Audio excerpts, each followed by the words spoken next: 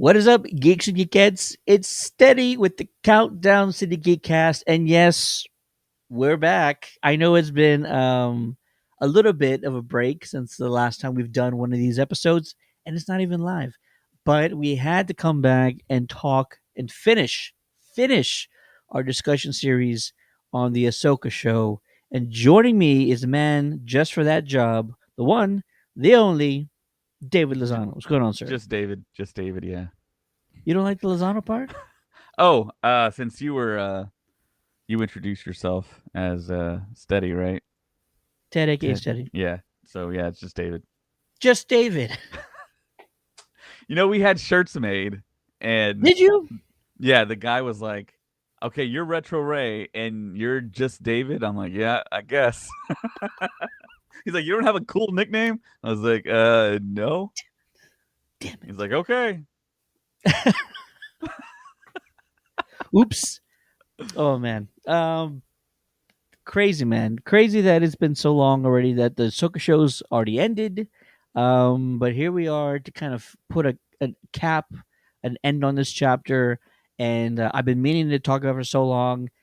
Just been very busy on things outside of the podcast, but that's okay. That happens sometimes. But glad you're here, man.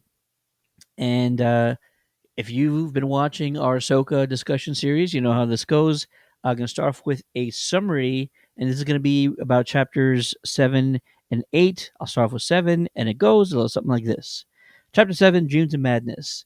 General Syndulla gets some help from Princess Leia and C-3PO to keep her from getting into any trouble with the Republic Council. Ahsoka trains along with her Anakin recordings. I knew this wasn't the last we'd see Hayden. I mentioned that early on. Actually, I think I mentioned that. I don't know, either Kenobi or whatever. Upon their arrival on Peridia, they are met with a massive minefield, but they are able to survive Thrawn's trap.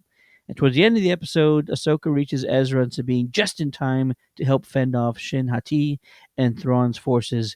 And the three of them embrace, reunite.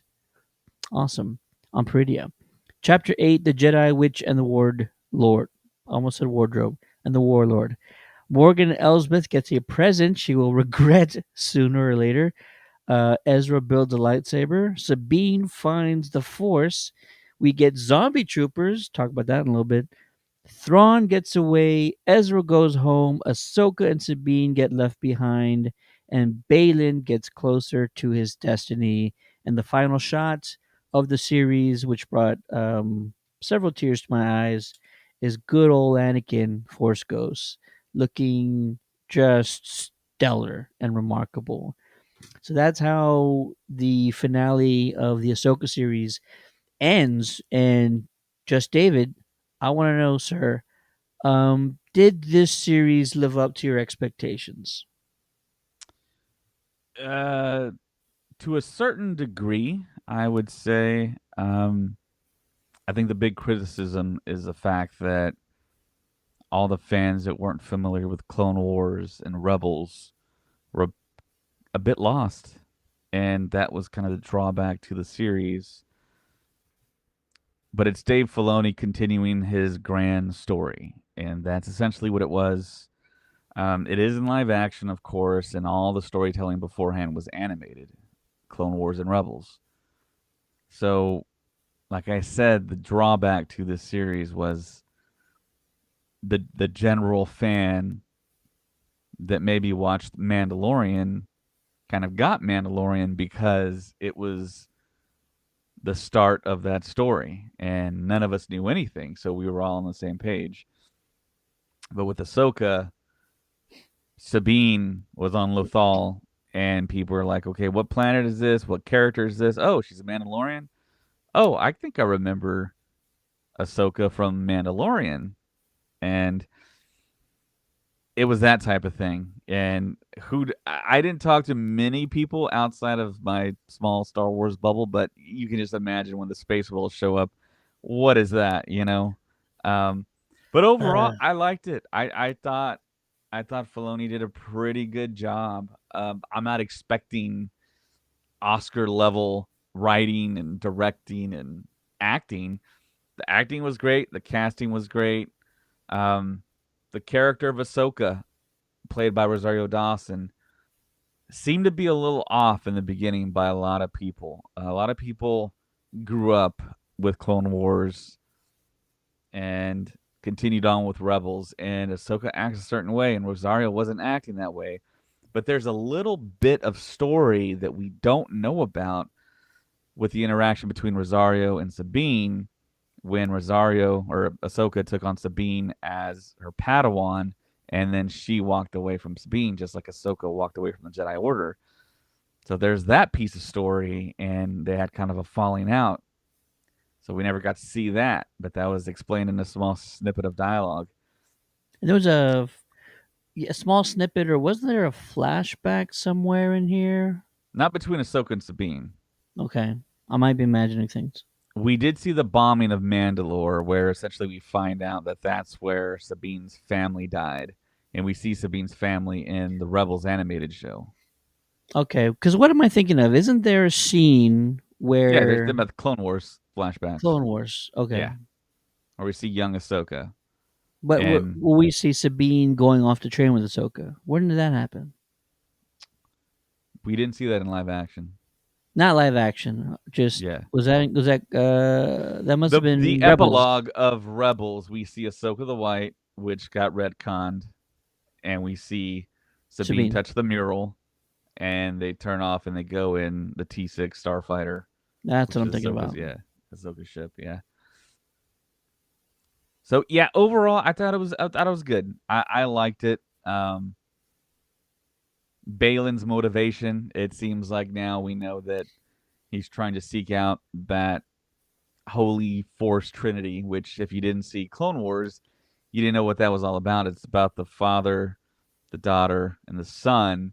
And way back when, Matt Smith, who is one of the doctors from Doctor Who, was going to play the brother live action in The Rise of Skywalker, and they cut Ooh. him out.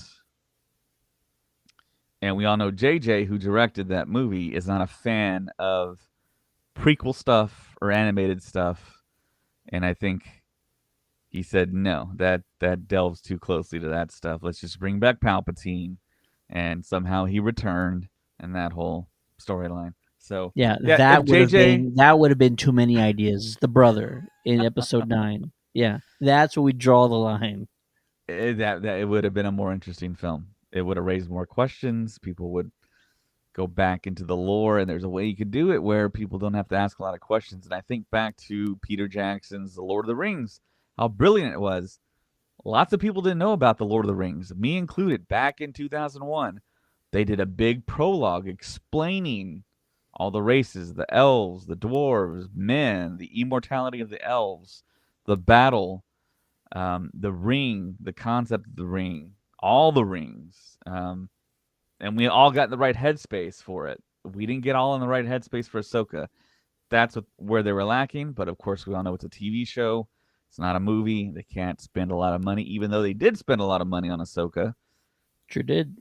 They also spent a lot of money on Skeleton Crew, which is about to come out in January. It's rumored that's the next show that's coming up, and also Acolyte. Acolyte looks ultra expensive.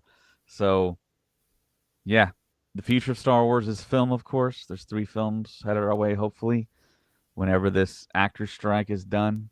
But I just saw news on the waiver wire that if talks stall out this next meeting, they're going to shut down talks until next year. So, Wow. yeah. And that would ruin everything. Well, not ruin everything, but push more stuff back. I mean, it would ruin next year. It would ruin it. Well, Uh, okay. It doesn't say like how far, but yeah, I get yeah. it. Um Ahsoka. For me, it was a return to something whimsical. It was return to something fun. And real quick, I'll want to talk about what you had mentioned with Rosario. People thinking like, "Oh, she's not acting like Ahsoka." And I think if folks would have just paid attention to Tales of the Jedi, the animated series, limited animated series. If you just watch those few episodes, what, 3 episodes, Mhm. with sort of the transition of Ahsoka, um, after the episode after Revenge of the Sith, right? It kind of shows you Ahsoka growing up, and then post Revenge of the Sith. I think you get the headspace she's in.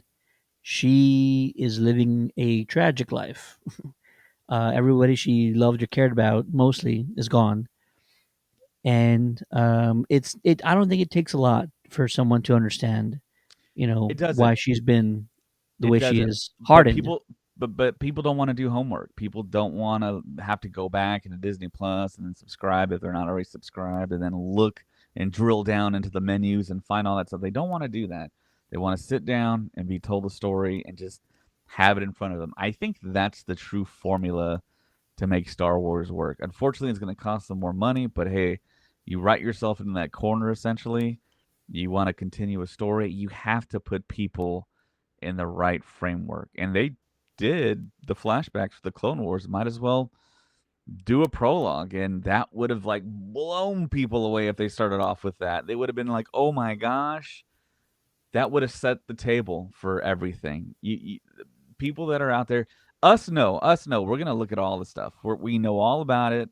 All the Star Wars people that are out there, all the super fans, the mediocre fans, all Yeah, the Star Wars fans have already seen it. All the generations younger than us, they've seen it. It's they know. But yeah, the fair weather fans, the fans that are just fans of sci-fi, they just casually want to watch. They had no idea what was going on with Ahsoka. craziness. Um, Everything else, Rosario is fantastic. The Ghost crew coming back the way they did.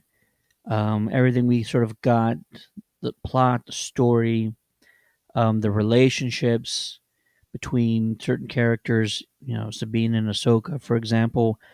It's all fantastic. It's all layered and well thought out. I think it was a fantastic series. David Tennant, as Fantastic, man. played his Spot role on. to a T. He was fantastic. And then even these new characters we get, Shin Hati, she did Mm-hmm. exactly what she needed to. Balin was the most interesting character.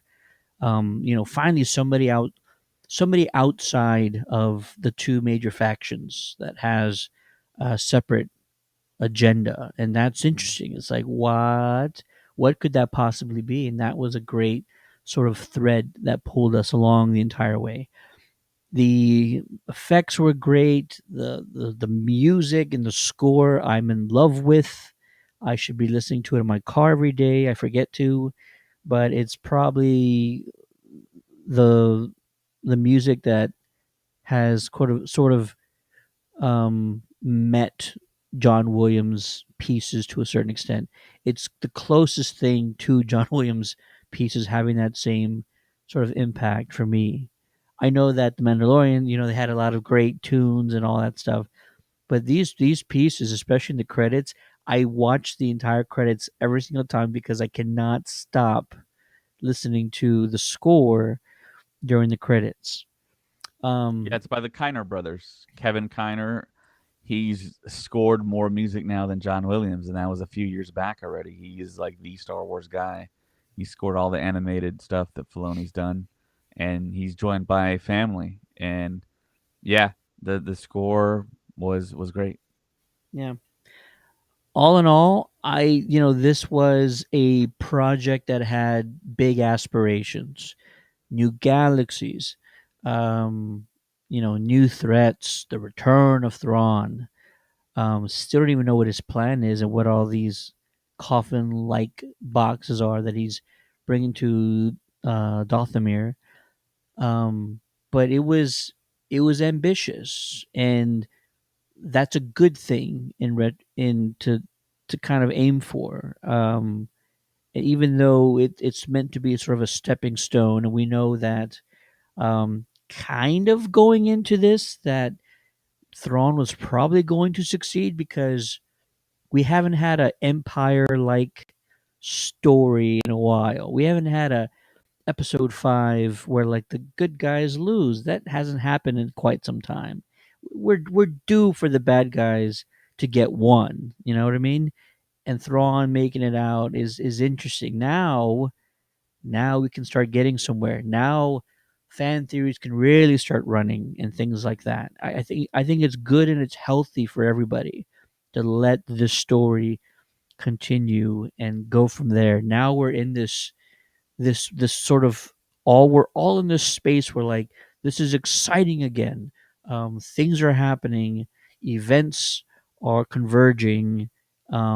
It's good. It's good for everybody. Star Wars is in a very good spot right now, and so the series, I'm very happy with it.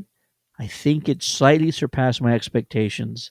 I did not expect this much Anakin, which, listen, when you saw him at Celebration, you realize that we were at a turning point. You realize that we had crossed this threshold where he went from just sort of someone that we spoke about in passing to someone that should be celebrated and praised for his part. And without the stories continuing to speak about Anakin, the fans would continue amongst themselves. So we're sort of coming to this realization of, what if Anakin really was the hero? It was never really mentioned, right, in any sort of series or movies. Anakin being the one, the chosen one, the one Mhm. who, saved the galaxy. But the fans sort of made him this pseudo hero amongst themselves over the decades, I guess. And so he gets to feel all that now. We're at this place. So bringing him in the way they did, putting him in this not only positive light, but Mhm. also in a different light, because we got to see him as this somewhat of a fearsome master training Ahsoka in her last lesson. Um, like seriously, we're not supposed to get anything like that. We're not supposed to have these lines that are a little bit blurred. Like Force Ghost can like threaten you, threaten you into training in these hallucination type places. Like this is all new, but it's not far fetched. Star Wars is great when things are within the realm of possibility, and you play within that area. You play within things that are close by, ideas that are close by, but you can't go too far off, or else then fans start turning on you, and you're like, "Wait a minute, that's not how the Force works." Everybody said that at least once in their lifetime. Anyways, nobody said that about Force Ghost Anakin. Not No. one soul. So, all in all, I'm extremely happy with the show. It was a lot of fun. Um, Rosario is amazing. And Um, she's also amazing in person. I was able to meet her at Star Wars Celebration Europe in London, Show off. and she's a very striking woman. You go up to her, it's like she's not real, Now, and but she's full of charisma. And I'm trying to remember how our conversation started. I think I said, "Hi, nice to meet you. I'm David." you probably said, "Hi, I'm Rosario. Nice to meet me." No, I remember she said, "Hi, nice to meet." She goes, "Hi, Rosario." Like we don't know. I mean, it's like, but see, I guess when you're a celebrity, you don't think of that. You don't think of like you're famous all the time. Oh And yeah. of course, I'm there for a Star Wars convention. Of course, I'm gonna know who Rosario Dawson is. I Mm. mean, I became a fan of like a major fan of hers in Men in Black 2 when she acted in that. I was like, wow, You know what it who was? is this? You know what it was for me? Clerks too. Man, she was just She was awesome in that movie too. Yeah. just like the girl next door, just like your best friend who you realize you've been in love with this whole time. that kind of a Right. thing. She was just so down to earth, and so um, yeah, just that was it for me. Clerks 2 was just like, oh my god, um, what's his name? Smith. Kevin Smith is a genius putting her in this movie. Yeah, Yeah. I would agree. I would agree. So Ahsoka. Yeah, I guess you know it. There's not much else to say. It gave us some unexpected, amazing things. I brought up in my summary. Zombie troopers. Hmm. Sure, why not? That's a I'm new down for Halloween that. costume. Oh, I'm so down. Yeah, I'm like, don't. I was just like, come on, don't tell me zombie troopers. And sure enough, they get back up, and I was just waiting for one, and they go brains. Didn't happen. But that was awesome because again, it's Star Wars. It is so challenging. I do not envy these people whatsoever. It is so challenging to give us things that are new and refreshing. And Zombie Troopers, boom, you nailed it. Something we've not seen before. Not we've seen people come back from the dead, but not like that. Not Right. like Right. you know stab wounds and all that kind of stuff, and getting back up right afterwards. Yeah. So, it's things like that I really appreciated. It was, it was very cool. Everything, the space whales. I talk about the landmines and that kind of scene. I mean, all just so Yeah. many great ideas that were just executed fantastic. And Yeah. Very it's just, cinematic. Yeah. oh yeah, fantastic. All really great stuff. Um, yeah, I cannot wait to see what happens next. Let's talk about what's on the horizon. I think you and I were talking earlier. Skeleton Crew may or may not be the next project to come out It should be. We're early. fairly certain it's going to come out first quarter of 2024. Yeah. And then after that, we'll probably get another Mandalorian. I can't imagine they'll do another Book of Boba. Well, after Acolyte, the next live action show will, or after Skeleton Crew will be Acolyte. Acolyte. That's right. Yeah. And there's other projects in the works. There's a new animated Jedi series, Tales of the Jedi. There's a couple of video games, I believe, that are going to drop. Um, but me, I'm all about the live action. That's what I'm looking forward to. And Amen. Ahsoka is the continuation of the Favloni verse between John Favreau, Dave Filoni, and in a sense, it feels like it did tee up the Filoni film. And we're thinking that the Filoni film will be something akin to Timothy Zahn's novels from the 1990s after the original trilogy ended. That's the time frame that we're in with Mandalorian, Ahsoka, Skeleton Crew. So maybe it's going to be called Heir to the Empire. That title would totally work. It's a cool title. Hmm. Would bring back a bunch of the old head Star Wars fans, and that's what we got to look forward to. But we got to end this actor strike so we can get it this decade, Ted. I did hear like a few hours ago that they were going in with, what was the phrase they used?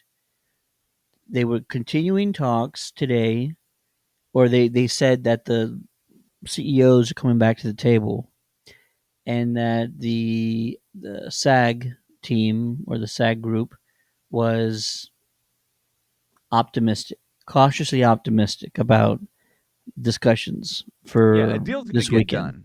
It's just a matter of time.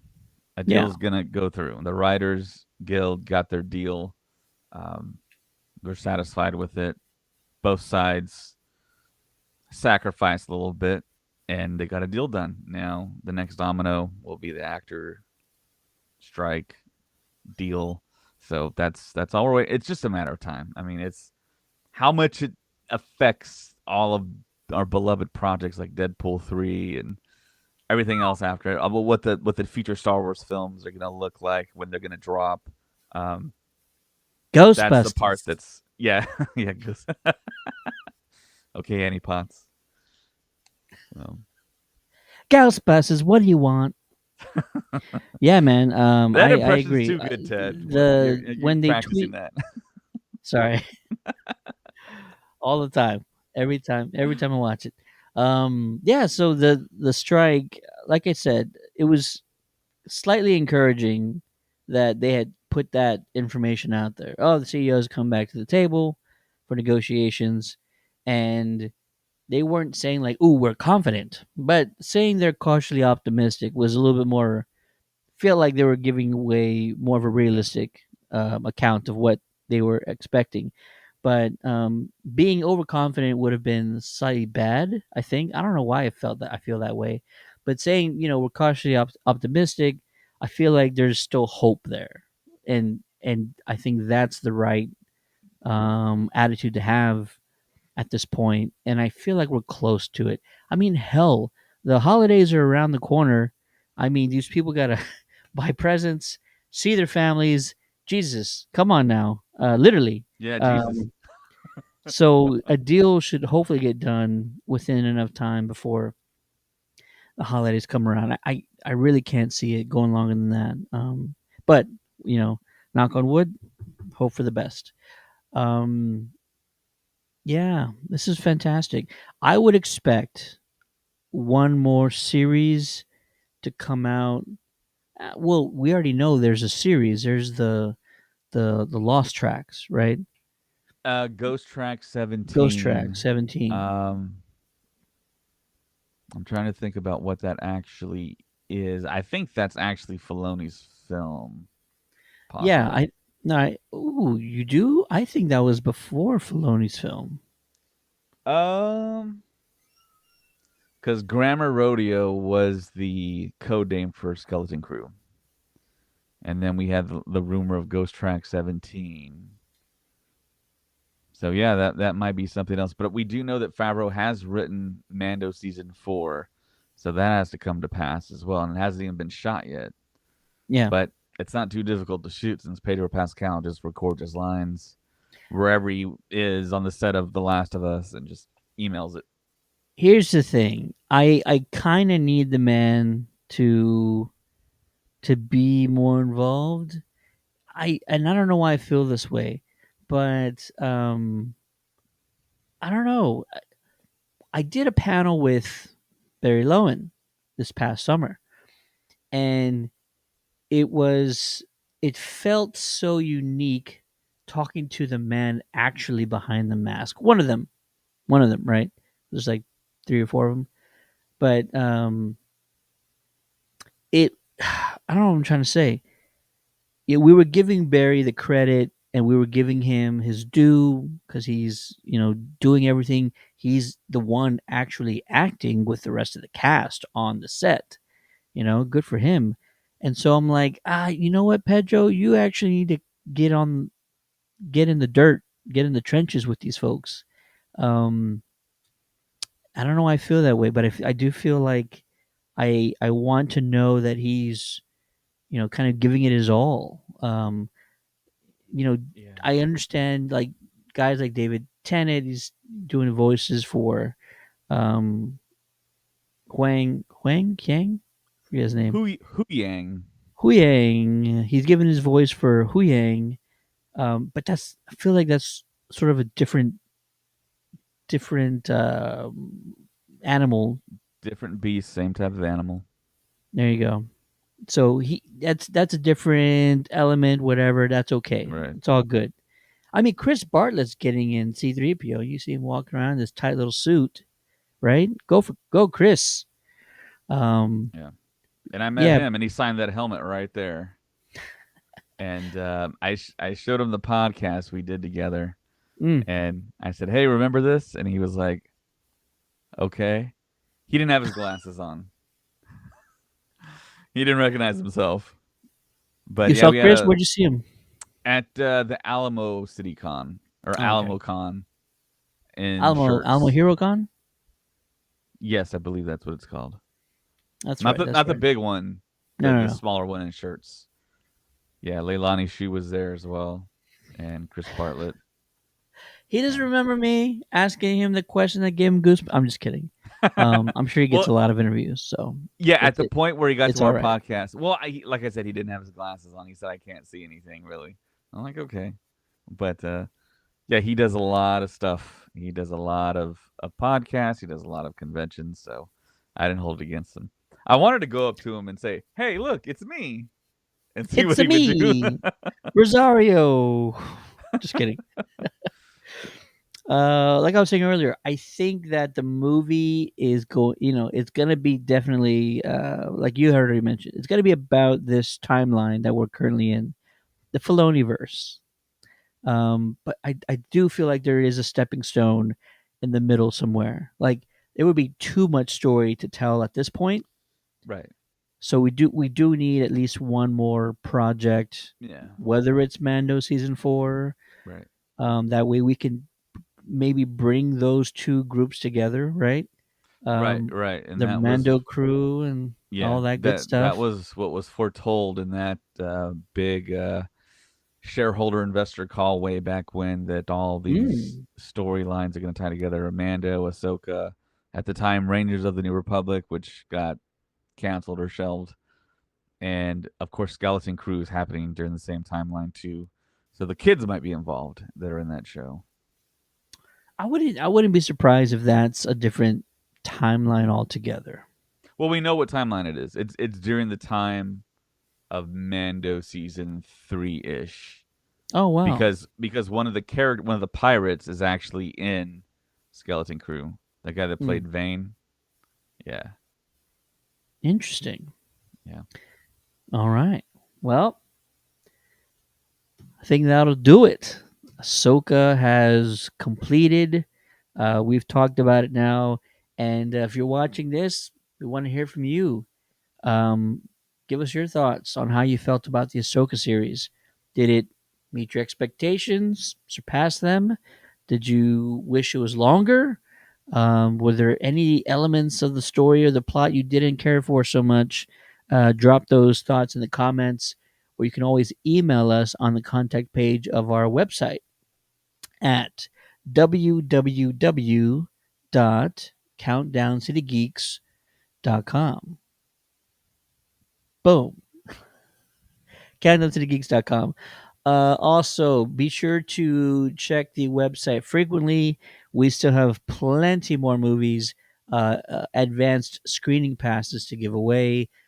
Thanks to everybody who went to the Five Nights at Freddy's screening this week. It was a lot of fun hanging out with everybody there. And yeah, awesome.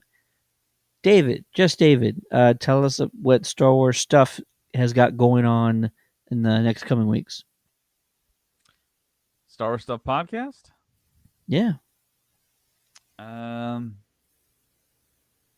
let's see. We're gonna do more podcasts. I that's don't think good. we have anything in particular that we're going to talk about. What we're kind of doing right now is we are piggybacking on Ahsoka, and we are reviewing comic books that are either directly related or tangentially related. So right now we're doing Thrawn, and if you're a member of Amazon Prime, you can go to Comixology and get the first 6 issues of Thrawn for free and read Wow. them as a digital comic. And we struck a deal, partnership with Dragon's Lair, and they are going to help us out with comics and provide those to the podcast so we can read the physical comics and have those on hand. So yeah, we're doing a lot of that. Colin and Ray actually did a Halloween podcast. They streamed live. Ray was the handmaiden Sabe, dressed as the decoy for Padme Amidala, wearing the big croissant headdress with the face painted white and the red dots. You can't say Ray and me Oh, not think of Retro Ray. Retro No, Ray. so we have a female I'm Ray. like, wait, what? No, not Retro Ray. We have another co-host named Rebecca, and we call her Ray, which fits because she does cosplay as Ray Skywalker. So you're envisioning that right now. That image is gonna stay in your head the whole I was like, podcast. You were so serious too. I'm just like, really? Ray did that? And next to Ray, the Oh female Ray, man.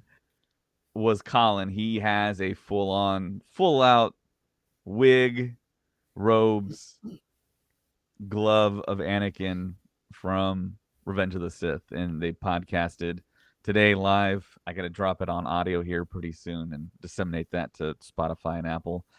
But we also have commentaries for Clone Wars, and we have a group of hosts that do that that are high level cosplayers, and you can see all their work on social media. But they're going over all the animated stuff.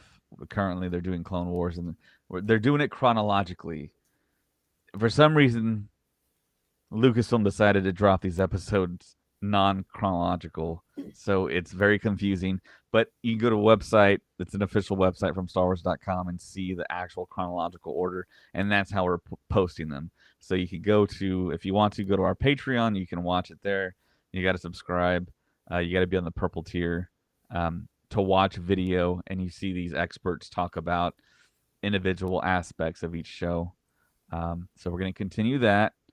Um, and with James, you met James at Superhero Car Show Comic Con. We do a random podcast. We call him Patreon Daily, and we just kind of talk about Star Wars and just and you can go to our Patreon page and see little samples of everything that I'm talking about here, so you can kind of see what I'm really talking about. And we brought on a new member, actually, one of our actual patrons that lives very close to Colin, actually, in Michigan. He's very knowledgeable. He's very young. He's our youngest member. I believe he's 23.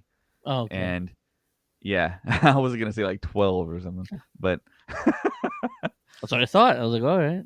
and he's very knowledgeable in the animation, especially. That generation just loves the Clone Wars, loves Rebels, and I just let them go when they want to talk about it. When that topic comes up in conversation, I just let them go because that's the stuff they grew up on. That's their original trilogy for us older guys. So yeah, it's pretty cool. That's awesome, man. As for me, cool stuff with the Ghostbusters themed show that we have, the streaming show that we have, Ghost Heads Radio. We are going to be talking all about the brand new Ghostbusters virtual reality game that just came out on Oculus Quest today. Oh wow. So I need to download that bad boy and get going and bust some ghosts. Gonna be doing some gameplay videos and talk about that. News for the new movie has been scarce, but tomorrow is a Hasbro live stream, and they've already promised Ghostbusters merchandise, and they've been teasing the f out of fans for weeks. So makes one it makes us believe that it's something quite remarkable that they're about to reveal tomorrow. So in about 12 hours, a little over 12 hours, there's going to be a Hasbro panel live stream, and more merchandise will be revealed. Something, hopefully, that we've been waiting for. We'll see. Other than that, the Geekcast, we're going to be talking about the Loki series. So if you're watching that, we're going to get caught up with it and talk to all you folks about the Loki series, which has been pretty good. It started off great. It's getting a little weird right now, but I'm sure it's going to finish great. And then it's Halloween month. It's spooky season. It's the greatest month of the year, and I've been watching some scary movies for the last 5 6 weeks. If you want to get caught up on some of the cool films that we've been watching, head on over to our YouTube channel and check out our movie reviews playlist. And there's some bangers on there. One of my favorites, VHS 85, was pretty remarkable. Go check that one out for sure. Awesome.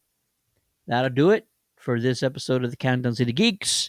My name is Ted, aka Steady, and joining me from the Star Wars Stuff podcast, part of the Geekcast Network, is one and only just David. Peace out, guys. Have a good night, Happy, folks. May the happy Force be Halloween. with you.